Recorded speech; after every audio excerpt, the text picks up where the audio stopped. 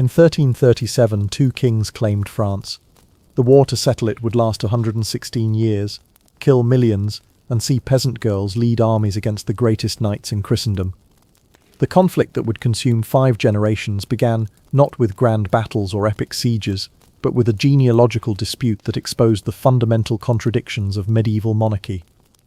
When Charles IV of France died in 1328 without male heirs, the Capetian dynasty that had ruled France for over 3 centuries faced extinction. The French nobility, determined to prevent foreign rule, invoked Salic law, an ancient Frankish code supposedly prohibiting inheritance through female lines, to crown Philip of Valois as Philip VI. Yet across the Channel, young Edward III of England, grandson of Francis Philip IV through his mother Isabella, viewed this legal manoeuvring as theft of his rightful inheritance. The dispute might have remained diplomatic except for the peculiar feudal relationship between England and France. The English kings, through their Norman heritage and subsequent marriages, held vast territories in France, Gascony, Aquitaine, parts of Normandy, as vassals to the French crown. This created an intolerable paradox. Edward III, sovereign king of England, was required to pay homage to Philip VI for his French lands, acknowledging the very man whose throne he claimed. The ceremony of homage performed at Amiens in 1329, where Edward knelt before Philip, rankled the English king and set the stage for decades of conflict. Economic tensions amplified dynastic disputes. Flanders, technically under French sovereignty, depended economically on English wool for its cloth industry, the medieval world's most lucrative manufacturing sector. When Philip VI supported Scotland against England and threatened Flemish independence, he struck at England's economic heart. The Flemish cities, forced to choose between political allegiance and economic survival, increasingly looked to England for support, creating a proxy conflict that would draw both kingdoms into war. The English military system that would dominate early phases of the war represented revolutionary adaptation to demographic and geographic realities. England's population, perhaps 3 million compared to France's 17 million, could never match French numbers. Instead, the English developed combined arms tactics that maximized their advantages. The devastating longbow, disciplined infantry, and strategic mobility that allowed smaller forces to outmaneuver larger opponents. The longbow, that iconic weapon of English warfare, evolved from Welsh military traditions encountered during Edward I's conquest of Wales. Standing 6 feet tall, with draw weights exceeding 150 pounds, these weapons required lifetime training to master effectively. English law mandated archery practice every Sunday, creating a military reserve of perhaps 50,000 trained bowmen available for foreign campaigns. Archaeological excavations of medieval training grounds reveal the intensity of this preparation. Targets at varying distances, specialized bodkin arrows designed for armor penetration, even recovered skeletons showing distinctive bone deformation from decades of drawing powerful bows. The professionalization of English armies contrasted sharply with French feudal levies. English soldiers served under formal indentures specifying pay rates, service duration, and plunder rights. Captains contracted to provide specific numbers of men-at-arms and archers, creating accountability unknown in traditional feudal service. This contractual military service, paid in wages rather than land grants, produced disciplined forces capable of extended campaigns while maintaining unit cohesion under adverse conditions. English tactical doctrine, refined through Scottish wars, emphasised defensive positioning that forced enemies to attack prepared positions. At Duplin Moor and Halidon Hill, English forces had demonstrated how dismounted men-at-arms flanked by archers could destroy traditional cavalry charges. These tactics, transplanted to French battlefields, would revolutionise European warfare by proving that disciplined infantry could defeat aristocratic cavalry, a social as much as military revolution. The Crécy campaign of 1346 demonstrated English strategic innovation and tactical superiority, while revealing French military obsolescence. Edward III's army, landing in Normandy, conducted a devastating chevauchée, a mounted raid designed to destroy economic resources, undermine royal authority, and provoke battle on favourable terms. The English force of perhaps 15,000 men moved rapidly through Normandy, burning towns, destroying crops, and accumulating plunder that both enriched soldiers and devastated French royal revenues. Philip VI's response revealed the fundamental weaknesses of French military organisation. The French army, perhaps 30,000 strong, including the cream of European chivalry, pursued Edward's force in disconnected contingents that reflected feudal particularism rather than unified command. Genoese crossbowmen, Bohemian knights under blind King John, and French nobles from competing regions marched under separate commands with minimal coordination. This military Babel, speaking different languages and following different tactical doctrines, lumbered after the nimble English force. The battle itself, fought on August 26, 1346, near the village of Crécy-en-Ponthieu, demonstrated the lethal effectiveness of English combined arms tactics. Edward positioned his forces on a gentle slope, with dismounted men-at-arms in 3 divisions flanked by archers arranged in wedge formations that created interlocking fields of fire. The English spent the morning preparing their position, digging pits to disrupt cavalry charges, distributing arrows from supply wagons, even resting while French forces struggled through muddy approaches. The French attack, begun in late afternoon without proper reconnaissance or coordination, devolved into catastrophic chaos. The Genoese crossbowmen, advancing without their pavises, large shields still in the baggage train, faced a storm of English arrows that outranged their weapons. When they retreated, French knights rode them down as cowards before charging into the same arrow storm. Successive waves of cavalry, each eager for glory, created a compressed mass of men and horses that made perfect targets for English archery. Contemporary accounts describe arrows falling like snow, creating such carnage that French knights used piles of their dead as cover. Edward of Woodstock, known to history as the Black Prince, perfected the chevauchée as strategic art during campaigns in southern France throughout the 1350s.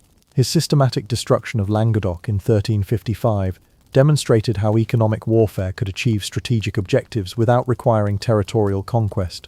The prince's columns, moving in parallel routes to maximize destruction, burned over 500 villages, destroyed agricultural infrastructure that had taken centuries to develop, and created refugee crises that overwhelmed remaining French administrative capacity. These raids served multiple strategic purposes beyond simple destruction.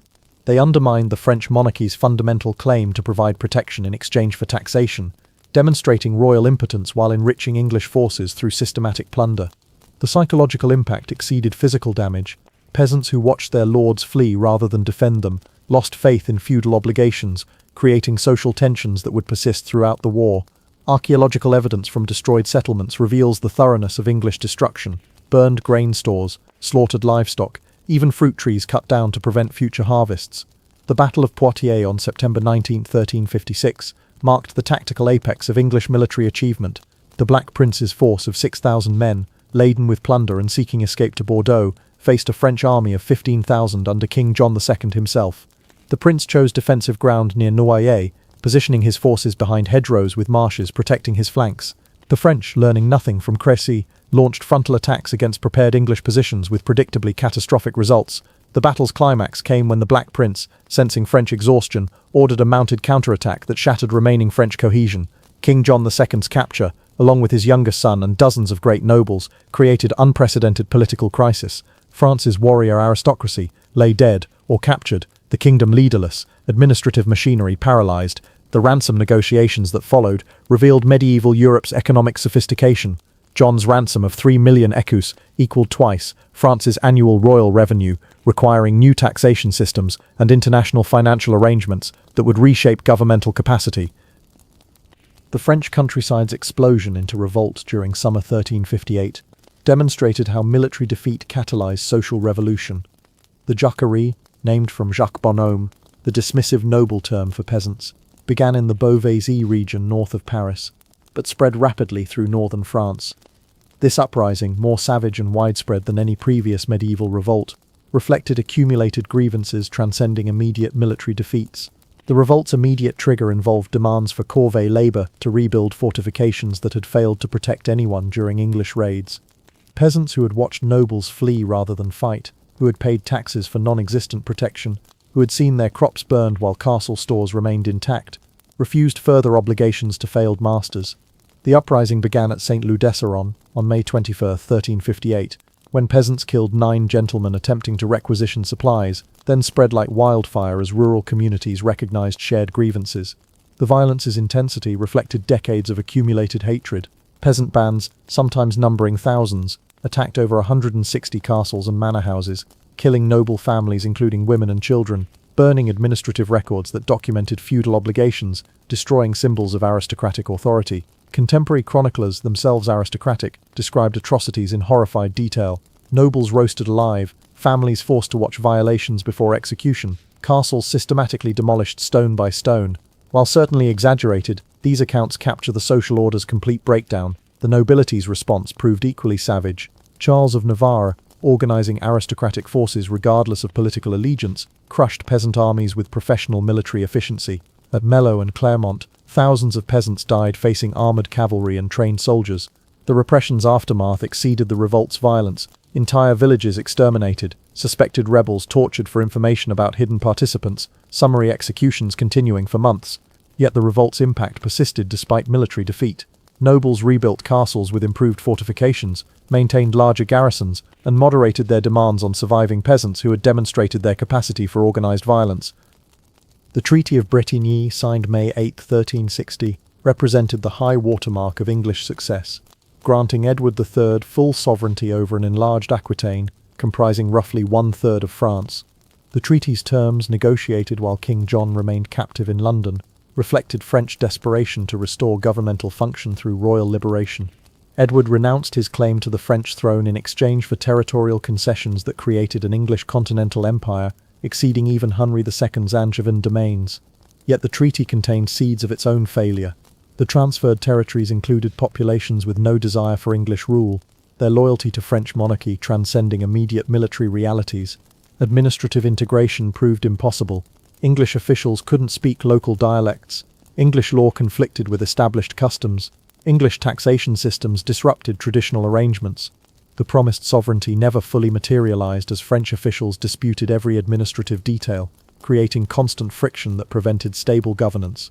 King John's death in English captivity in 1364, after voluntarily returning when his substitute hostage son escaped, created unexpected opportunity for French recovery. His son Charles V, known as the Wise, possessed strategic vision and administrative competence his predecessors lacked. Rather than seeking decisive battles against superior English tactics, Charles pursued gradual reconquest through siege warfare, diplomatic isolation, and economic attrition that exploited English strategic overextension. The appointment of Bertrand du Guesclin as Constable of France in 1370 marked the transformation of French military strategy. Du Guesclin, minor Breton nobility lacking the lineage for traditional high command, possessed tactical brilliance and strategic patience. His Fabian strategy, avoiding pitched battles, besieging isolated garrisons, intercepting supplies, exhausting English resources through constant pressure, reversed English territorial gains without risking another Crécy or Poitiers. By 1374, English continental possessions had shrunk to coastal enclaves around Bordeaux and Calais. The English Peasants' Revolt of 1381 demonstrated how prolonged warfare created domestic instability, even for victorious powers. The poll taxes imposed to fund continued French campaigns triggered uprising that briefly threatened monarchical authority itself. This revolt, better organized and more ideologically sophisticated than the Jacquerie, revealed social tensions that war had exacerbated but not created. The revolt began in Essex when tax collectors attempting to extract payment from Fobbing village faced violent resistance that spread rapidly through southeastern England. Unlike spontaneous French uprisings, English rebels demonstrated remarkable organization, coordinated attacks on administrative centers, systematic destruction of legal records, articulated demands for social reform. The rebel armies converging on London in June 1381 included not just agricultural labourers but prosperous farmers, artisans, clerks, and even clergy, a cross-section of those excluded from political power despite economic importance. Wat Tyler's leadership provided focus for diverse grievances. His negotiations with 14-year-old Richard II at Smithfield revealed revolutionary demands: abolition of serfdom, standardized land rents, free trade without restrictive guilds, amnesty for rebels. The famous question, when Adam delved and Eve span, who was then the gentleman, challenged hereditary privileges' fundamental legitimacy. Tyler's murder during negotiations, struck down by Mayor William Walworth, ended immediate revolutionary threat but couldn't restore traditional deference. The revolt's suppression through false promises and systematic execution of leaders didn't reverse its social impact. Serfdom, already economically obsolete, disappeared despite legal restoration. Wages continued rising despite statutory restrictions. Most significantly, the demonstration that common people could threaten established authority created permanent anxiety among ruling classes, moderating their behavior even after military victory. The mental illness of Charles VI of France, beginning with his first psychotic episode in 1392, transformed dynastic conflict into civil war that invited English intervention. The king's attack on his own retinue in the forest of Lamar, killing 4 knights before being restrained, shocked contemporaries who lacked framework for understanding psychosis. His subsequent episodes, featuring delusions that he was made of glass and would shatter if touched, periods of failing to recognize his wife and children, and intervals of complete lucidity created governmental paralysis. The regency struggle between Orleans and Burgundy factions exploited royal incapacity for factional advantage. Louis of Orleans, the king's brother, and Philip the Bold of Burgundy, his uncle, competed for control through the mad king's lucid intervals, obtaining contradictory royal orders that created administrative chaos.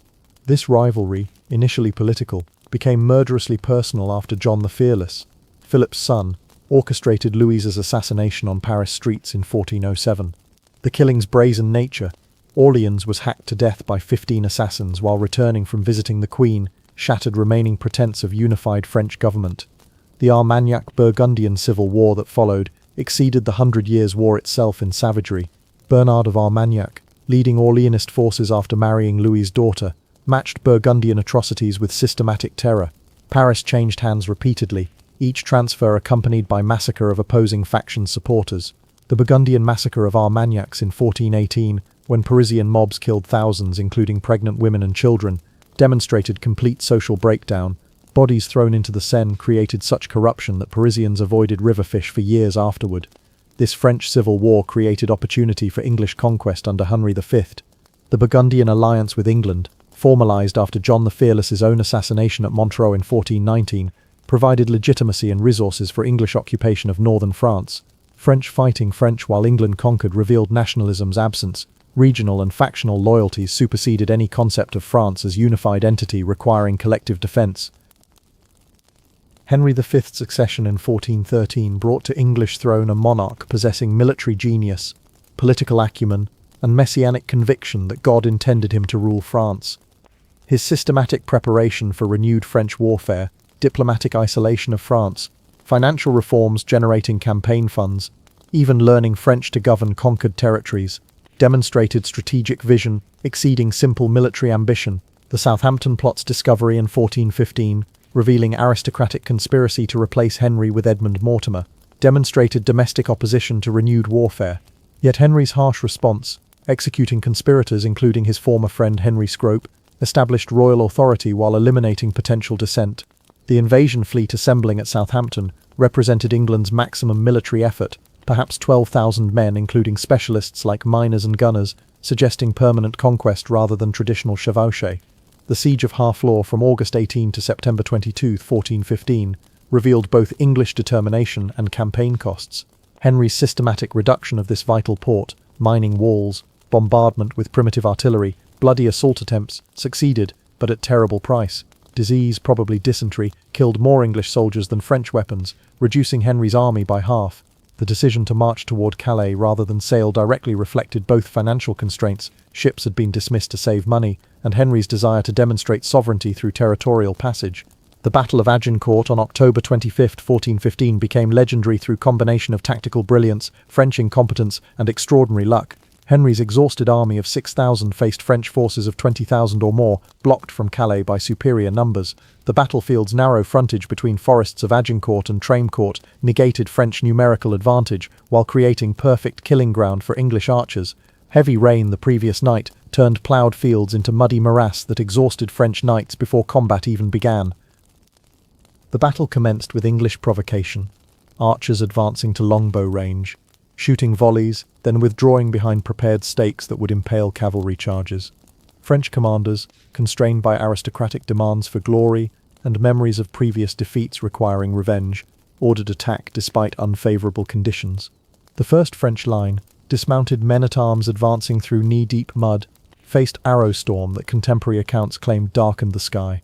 The compressed French formation, pushed forward by rear ranks eager for combat, created catastrophic density where fallen men couldn't rise, where wounded suffocated under advancing companions, where panic spread faster than officers could restore order. English archers, exhausting arrow supplies, joined combat with mallets and daggers, exploiting armor's weight disadvantage in muddy conditions. French noble prisoners, potentially worth fortunes in ransom, accumulated until Henry, fearing renewed attack, ordered their execution, a decision that shocked contemporary opinion but demonstrated strategic ruthlessness. The scale of French catastrophe defied comprehension. Between 6,000 and 10,000 French died, including Constable Charles d'Albret, 3 dukes, 8 counts, and hundreds of knights, essentially an entire generation of military leadership. English losses numbered perhaps 400, creating victory so disproportionate that contemporaries attributed divine intervention. The psychological impact exceeded military consequences. French nobility's warrior confidence shattered completely, creating paralysis that enabled subsequent English conquests. Henry's return to England generated celebrations exceeding any previous military victory. London's pageantry, documented in extensive contemporary accounts, presented Henry as David defeating Goliath, as divinely appointed ruler of dual monarchy. Yet the king understood that battlefield victory meant nothing without systematic conquest and administration.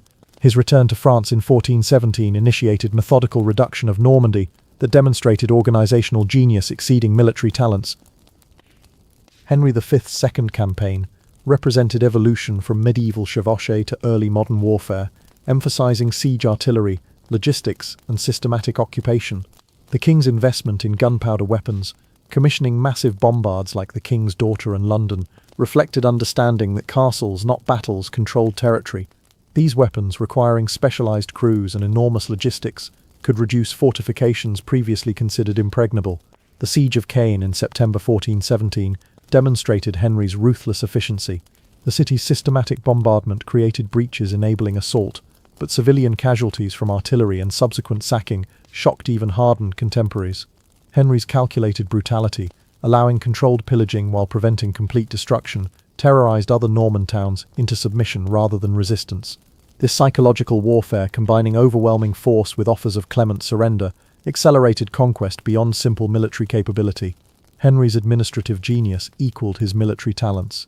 Rather than simple plunder, he established functioning English administration in conquered territories. English officials replaced French administrators, English law superseded local customs, English garrisons controlled strategic points. Yet Henry also pursued legitimacy through continuity, confirming property rights for those accepting English rule, maintaining commercial privileges, even conducting administration in French rather than English. This pragmatic approach created stability, enabling permanent occupation rather than temporary raid. The Siege of Rouen from July 1418 to January 1419 marked the campaign's climax and nadir. Normandy's capital, defended by desperate garrison and civilian population, endured 6 months of starvation, disease, and bombardment. Henry's refusal to allow civilian evacuation created humanitarian catastrophe. Perhaps 12,000 non-combatants died, with bodies piling in ditches between siege lines. Contemporary accounts describe women giving birth in these ditches, babies dying at dead mothers' breasts, cannibalism among desperate defenders. The city's eventual surrender completed Norman conquest, but at moral cost that troubled even Henry's supporters.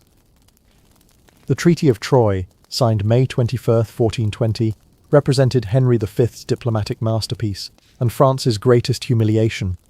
Charles VI, in lucid interval, disinherited his son the Dauphin Charles, declaring him illegitimate, while recognizing Henry as heir to French throne.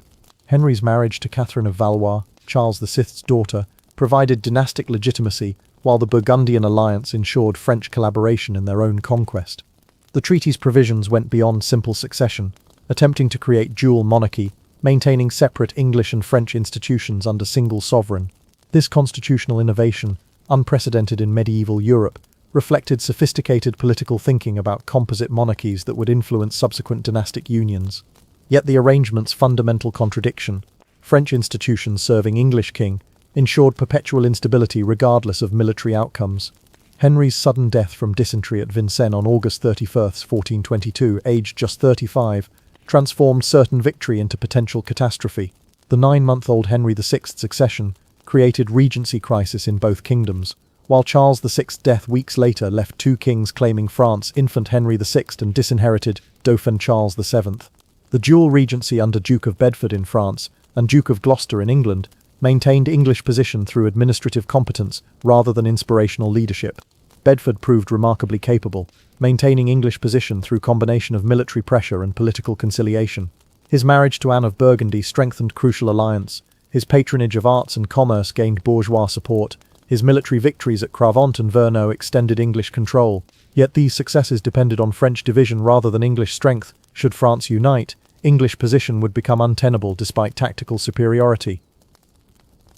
Joan of Arc's emergence in 1429 transcended military or political categories, representing psychological revolution that transformed defeated nation into victorious power. The peasant girl from Domremy, claiming divine voices commanded her to crown Charles VII and expel English invaders, should have been dismissed as delusional. Instead, her conviction proved contagious, inspiring resistance where none seemed possible. Her initial meeting with Charles VII at Chinon, where she supposedly identified him despite disguise among courtiers, demonstrated either remarkable intelligence or genuine inspiration. The theological examination at Poitiers, where church scholars found no heresy despite unprecedented claims, provided religious legitimacy crucial for medieval society. Joan's virginity, verified through physical examination, enhanced her symbolic power as France's pure defender against foreign violation. The relief of Orleans in May 1429 marked Joan's military debut and the war's turning point. The city, under English siege since October 1428, represented the strategic key to southern France. Its fall would complete English conquest. Its relief would demonstrate divine favour for Charles VII. Joan's arrival on April 29, wearing white armour and carrying consecrated banner, transformed defender morale from resignation to enthusiasm. Her tactical innovations, night attacks, aggressive sorties, rapid redeployment, surprised English commanders expecting traditional siege warfare. The Loire campaign following Orleans demonstrated Joan's strategic vision, exceeding simple inspiration. The systematic capture of English-held bridges at Jargeau, Meung and Béargéncy opened the path to Reims for Charles's coronation. The Battle of Patay on June 18, 1429, where French cavalry destroyed English forces before they could deploy their archers, reversed Agincourt's verdict through speed and surprise Joan advocated. Within 3 months, Joan had transformed Charles from disinherited pretender to crowned king, achieving what conventional commanders considered impossible. Joan's capture at Compiègne on May 23, 1430, by Burgundian forces began the judicial murder that would paradoxically ensure her immortality. Her sale to English authorities for 10,000 livres demonstrated her perceived value as political threat requiring elimination. The trial at Rouen, conducted by Pierre Cauchon, Bishop of Beauvais, ostensibly addressed heresy and witchcraft, but actually sought to discredit Charles VII's legitimacy by proving his champion's diabolic nature. The trial transcripts, preserved in remarkable detail, reveal Joan's extraordinary intelligence confronting theological sophistication with peasant wisdom and scriptural knowledge. Her response to trick questions, asked whether she was in state of grace, she replied, "If I am not, may God put me there. If I am, may God keep me there," demonstrated intellectual agility, confounding trained theologians. Yet the trial's outcome was predetermined. English political necessity required Joan's death regardless of theological arguments. Joan's execution on May 30, 1431, burning at the stake in Roan's Old Market Square, created the martyrdom English authorities sought to prevent. Witnesses described her calling on Jesus while flames consumed her, her heart allegedly surviving the fire intact. The English guards who stoked the flames reportedly suffered psychological breakdown, convinced they had burned a saint. The immediate impact seemed limited. Charles VII made no attempt at rescue. French resistance continued without Joan's direct leadership, yet her symbolic importance grew exponentially. The posthumous retrial ordered by Charles VII in 1456, overturning Joan's conviction, served political purposes, but also reflected genuine recognition of injustice. Testimony from childhood friends, soldiers who served with her, even former enemies, created portrait of remarkable individual whose impact transcended military victories. Joan's rehabilitation transformed her from heretical witch to national hero, from Charles VII's embarrassment to France's patron saint. The Congress of Arras in 1435 marked a diplomatic revolution, ensuring English defeat. Burgundy's defection from English alliance, negotiated through papal mediation, reflected recognition that English victory threatened all French nobility regardless of faction. Philip the Good's reconciliation with Charles VII, despite his father's murder, demonstrated political pragmatism superseding personal vengeance. The loss of Burgundian support made English position untenable without French allies. England couldn't control conquered territories.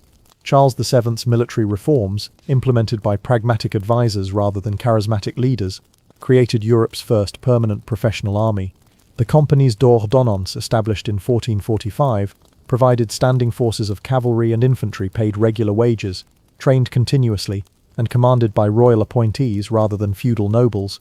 This military revolution, funded by regular taxation accepted after English ravages, gave French monarchy unprecedented coercive power while eliminating mercenary companies that had plagued countryside. The development of effective artillery under brothers John and Gaspard Bureau transformed siege warfare, decisively favouring attackers. French cannons, superior to anything England possessed, could reduce fortifications in days rather than months. The systematic reconquest of Normandy in 1449 to 1450 demonstrated this technological superiority. Castles that had resisted for months during Henry V's conquest fell within days to artillery bombardment. The siege of Caen, which had taken Henry a month in 1417, lasted just 2 weeks in 1450. The Battle of Formigny on April 15, 1450, demonstrated transformed military balance. English forces, attempting to relieve besieged Bayeux, deployed in traditional defensive formation with stakes protecting archers. French artillery, deployed on flanks, enfiladed English positions, forcing them to abandon defensive advantage and attack. The arrival of French cavalry reserves created encirclement that destroyed last significant English field army in Normandy. This defeat, reversing centuries of English tactical superiority, marked the definitive end of English continental empire. The conquest of Gascony, England's oldest French possession held since Eleanor of Aquitaine's marriage to Henry II, proved surprisingly difficult despite English weakness. The Gascon nobility and Bordeaux merchants, enriched by wine trade with England, preferred distant English rule to direct French administration. The initial French conquest in 1451 met little resistance, but John Talbot's return in 1452 with small English force triggered widespread uprising demonstrating persistent English loyalty. The Battle of Castillon on July 17, 1453, traditionally marking the war's end, demonstrated warfare's complete transformation since Crécy. Talbot, last of great English commanders, led frontal assault against entrenched French position defended by 300 cannons. The result was slaughter. Talbot and his son died with thousands of English and Gascon soldiers, their bodies torn apart by artillery fire. The age of chivalric warfare had definitively ended, replaced by gunpowder technology that made individual prowess irrelevant. Bordeaux's final surrender on October 19, 1453, ended 3 centuries of English rule in Aquitaine. The city's privileges were confirmed but English merchants expelled, wine trade redirected to French markets, cultural connections severed. Archaeological evidence from Bordeaux's English period, architectural styles, coin hoards, even dietary preferences revealed through food remains, demonstrates deep English influence that French conquest couldn't immediately erase. The war's conclusion came through exhaustion rather than decisive victory. England, consumed by Wars of the Roses, lacked resources for continental adventures. France, devastated by decades of warfare, required reconstruction rather than further conquest. The Treaty of Pequigny in 1475, where Edward IV abandoned invasion for financial payment, formalized what had been reality for decades. The 100 Years' War was over, France had won, England would remain insular power. The 100 Years' War catalyzed military revolution that transformed European warfare from feudal obligation to professional service, from chivalric combat to technological superiority, from seasonal campaigns to permanent armies. The longbow's dominance early in the war demonstrated how specialized training could overcome social hierarchy. Common archers defeating noble knights challenged fundamental assumptions about natural superiority. The development of plate armor in response to archery threats created arms race between protection and penetration. Full plate armor by war's end could deflect most arrows, but its weight and heat exhaustion made wearers vulnerable in prolonged combat. Archaeological examination of armor from different periods reveals constant innovation, reinforced joints, deflecting surfaces, even specialized tournament armor distinct from battlefield equipment. Yet armor's ultimate failure against gunpowder weapons demonstrated technology's supremacy over craftsmanship. Gunpowder weapons evolved from curiosities to decisive instruments during the war's course. Early cannons at Crécy, more psychological than effective, transformed into siege artillery capable of demolishing any fortification. The development of corned powder, replacing serpentine powder, increased explosive power while improving storage stability. Cannon founding became specialized craft requiring mathematical knowledge for calculating trajectories, metallurgical expertise for casting reliable barrels, chemical understanding for powder composition. Military architecture responded to artillery through tres Italian fortifications, low walls presenting minimal target profile, angled bastions providing interlocking fields of fire, earthwork reinforcement absorbing cannon impact. These fortifications, appearing late in war, would dominate European warfare for centuries. Archaeological excavations reveal the sophistication of these designs, calculated angles maximizing defensive fire, underground passages enabling counterattacks. even acoustic chambers detecting mining attempts. The war's economic impact transcended simple destruction, catalyzing commercial and financial innovations that enabled early capitalism. The need to fund extended campaigns created sophisticated credit mechanisms, letters of exchange, maritime insurance, joint stock companies that facilitated international commerce beyond military requirements. Italian bankers, financing both sides, developed double-entry bookkeeping and international banking networks that survived war's conclusion. The disruption of traditional trade routes stimulated exploration of alternatives that would reshape global commerce. English wool, denied traditional Flemish markets during hostilities, developed domestic cloth industry that would drive later industrial revolution. Portuguese exploration of African coasts, seeking gold to replace interrupted Mediterranean trade, initiated discoveries leading to global colonialism. The war's economic disruptions, forcing adaptation and innovation, created commercial patterns persisting into modernity. Currency debasement, used by both kingdoms to fund military expenses, created inflation that redistributed wealth from traditional elites to emerging merchant classes. English nobles, their incomes fixed in traditional rents, lost purchasing power while merchants profiting from military contracts accumulated capital. This wealth transfer facilitated social mobility, impossible under stable feudal arrangements. Archaeological evidence from merchant houses reveals their increasing prosperity, imported luxuries, artistic patronage, architectural elaboration, rivaling noble residences. Agricultural transformation accelerated by war's demographic impact, shifted from labor-intensive cultivation to pastoral farming, requiring fewer workers. English enclosure movement, converting common fields to sheep pastures, reflected labor scarcity and wool trade profitability. French recovery involved different adaptation. Métayage sharecropping replaced feudal obligations, creating entrepreneurial farmers invested in productivity improvements. These agricultural changes, initiated by war's disruptions, established patterns of rural capitalism, replacing feudal agriculture. The Hundred Years' War transformed cultural expression from Latin universalism to vernacular nationalism, from chivalric romance to realistic observation, from religious certainty to secular skepticism. The emergence of national literatures in English and French, catalyzed by war's emotional intensity, created distinct cultural identities transcending regional variations. English literature flowered paradoxically during military defeats. Chaucer's Canterbury Tales, written during war's middle phase, presented English society with unprecedented realism and linguistic sophistication. The Gawain poet, working in Northwest dialect, created Arthurian romance that questioned chivalric values while celebrating English landscape. Malory's Morted Arthur, completed during final defeats, nostalgically recreated chivalric ideal precisely when reality had proven its obsolescence. These works, establishing English as literary language, created cultural identity independent of military success. French literature responded to national trauma through new forms exploring political and personal themes previously forbidden. Christine de Pizan, history's first professional female writer, defended women's capacity while critiquing warfare's devastation. Her Book of the City of Ladies challenged misogynist traditions while her political writings advocated peace through reason rather than violence. François Villon's poetry, combining criminal autobiography with metaphysical speculation, captured the war's social disruption through individual experience. These voices, emerging from warfare's chaos, created literary traditions emphasizing psychological complexity over heroic simplicity. Visual arts reflected war's impact through increased realism and emotional intensity.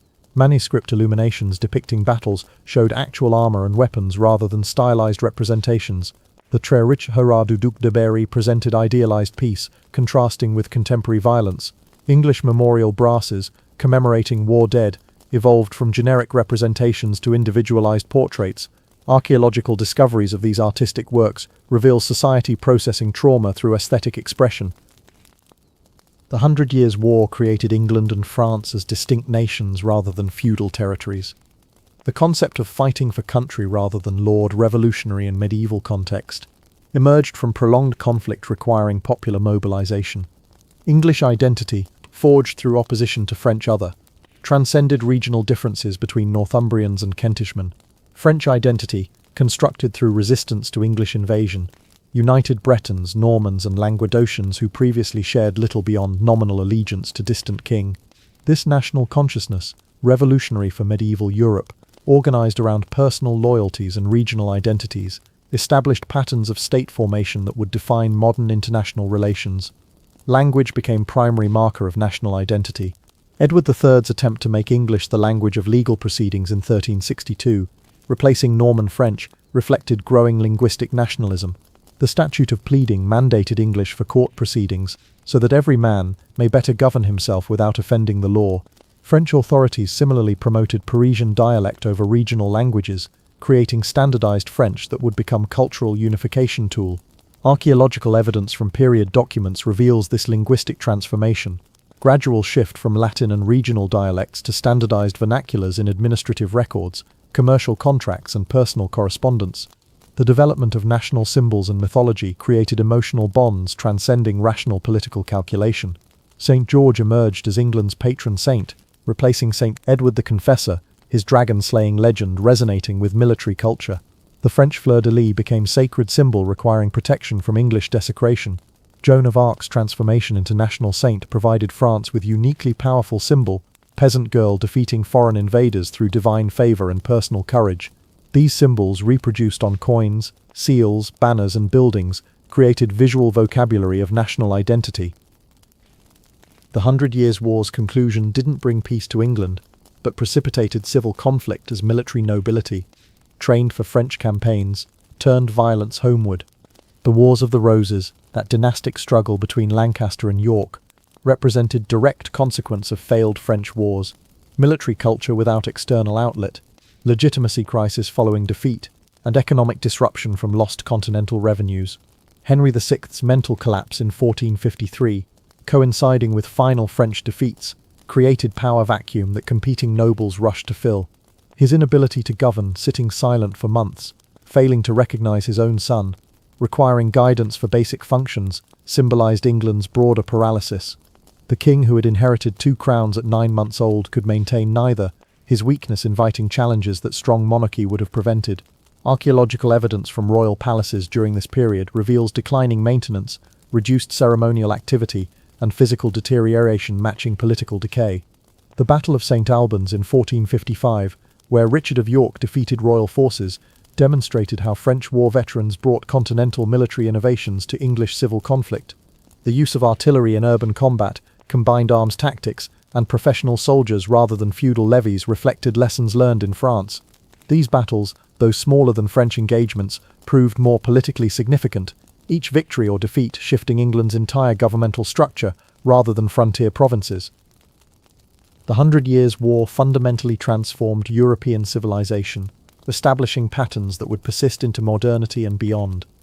The conflict that began as feudal dispute over dynastic inheritance concluded with nascent nation-states possessing professional armies, bureaucratic administration, and national consciousness. This transformation, occurring through violence and suffering that consumed 5 generations, created foundations for both European state system and eventual global colonialism. Military revolution initiated during the war established patterns dominating warfare until nuclear weapons made conventional conflict between major powers obsolete. Professional armies replaced feudal levies, gunpowder weapons superseded medieval armaments, and logistics became as important as tactics. The war demonstrated that economic resources and organizational capacity determined military success more than individual heroism or aristocratic leadership. Archaeological evidence from battlefields across France reveals this transformation's physical reality, evolution from arrowheads and sword fragments to cannonballs and gun parts, from scattered individual combat to concentrated killing grounds where technology determined survival. Political innovations necessitated by prolonged warfare created governmental structures that enabled modern state formation. Permanent taxation, professional bureaucracy, and centralized administration developed to sustain military efforts persisted during peacetime, providing capacity for domestic governance impossible under feudal arrangements. Parliament in England and États généraux in France, originally summoned to approve war taxation, evolved into institutions limiting monarchical authority while providing legitimate consent for governmental action.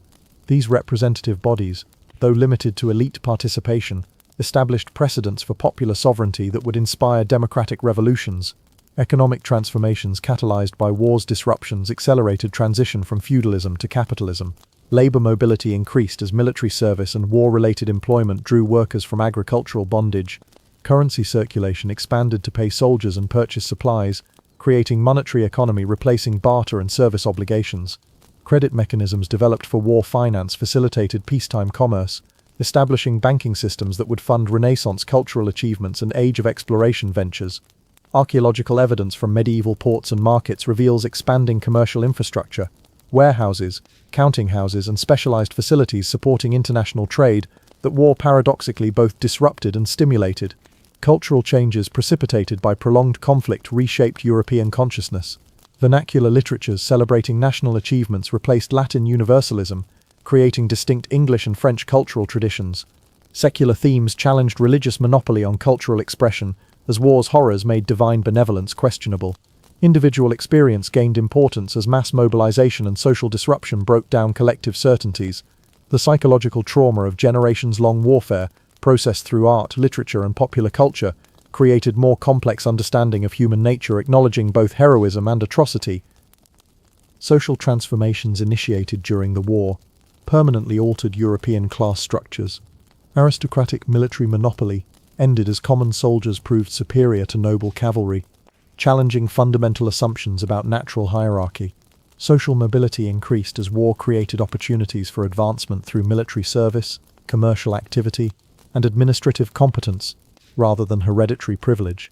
Women's roles expanded as war's demands required their participation in economic production, estate management, and even military defense during sieges. These social changes, though incomplete and contested, established precedents for eventual equality movements. The war's demographic impact through military casualties, economic disruption, and epidemic disease, armies serving as disease vectors, reduced European population by perhaps one-third, creating labor scarcity that improved survivors' bargaining power. This demographic catastrophe, comparable to Black Death's impact, accelerated social changes that might have required centuries of gradual evolution. Peasants demanded and received better treatment, workers commanded higher wages, and traditional obligations became negotiable rather than absolute. Archaeological evidence from abandoned settlements and contracted urban areas reveals depopulation's extent, while surviving structures show improved living standards for those who remained. International relations transformed from personal dynastic disputes to conflicts between territorial states pursuing national interests. The concept of balance of power, preventing any single state from dominating others, emerged from recognition that English or French hegemony threatened everyone. Diplomatic practices, resident ambassadors, coded communications, formal treaties, developed during war negotiations became standard international procedures. The war demonstrated that sustained conflict between major powers threatened civilizational stability, encouraging diplomatic solutions to disputes that might previously have provoked warfare. The Hundred Years' War's influence extended beyond immediate participants to reshape entire European state system. Burgundy's rise and fall demonstrated how middle powers could exploit great power conflicts before being crushed between them. Iberian kingdoms, freed from French interference, pursued overseas expansion that would create global empires. Italian city-states, enriched by financing both sides, developed Renaissance culture that transformed European intellectual life. German principalities, observing French centralization and English parliamentary development, evolved distinct constitutional arrangements balancing imperial authority with local autonomy. The war's technological innovations, gunpowder weapons, navigation improvements, and communications advances spread throughout Europe and beyond, enabling Age of Exploration that would globalize European influence. Military techniques developed during the war, professional armies, artillery sieges, combined arms tactics provided European states with advantages, enabling colonial conquest. Administrative methods created for war governance, bureaucratic organization, systematic taxation, and legal standardization facilitated imperial administration. The Hundred Years' War thus catalyzed transformations whose consequences extended far beyond medieval battlefields. Religious implications of the war contributed to Reformation's eventual emergence. The Church's failure to prevent or mediate Christian powers' mutual destruction undermined papal authority claims. National churches emerged as kings required ecclesiastical support for war efforts, establishing precedents for rejecting Roman supremacy. Popular religious movements, responding to war's traumas through direct divine appeal rather than clerical mediation, prefigured Protestant emphasis on personal faith. Joan of Arc's claims of direct divine communication, validated through military success, demonstrated that institutional church didn't monopolize sacred authority. The war's conclusion marked medieval Europe's end and early modern period's beginning. Feudalism's military basis collapsed when professional armies proved superior to feudal levies. Chivalric culture became nostalgic fantasy rather than organizing principle, as gunpowder weapons made aristocratic cavalry obsolete. Universal Christendom fragmented into national churches serving territorial states rather than international church. Latin's dominance ended as vernacular languages became vehicles for law, literature, and learning. These transformations, initiated or accelerated by war, created recognizably modern European civilization. Memory of the Hundred Years' War shaped subsequent European development through national mythologies, inspiring future conflicts and reconciliations. English memory emphasized military glory, Crécy, Poitiers, Agincourt, while forgetting ultimate defeat, creating narrative of English superiority that influenced imperial ideology. French memory celebrated resistance and eventual triumph, with Joan of Arc symbolizing national determination against foreign domination. These competing narratives, perpetuated through education and culture, maintained Anglo-French rivalry until 20th century alliance against common threats.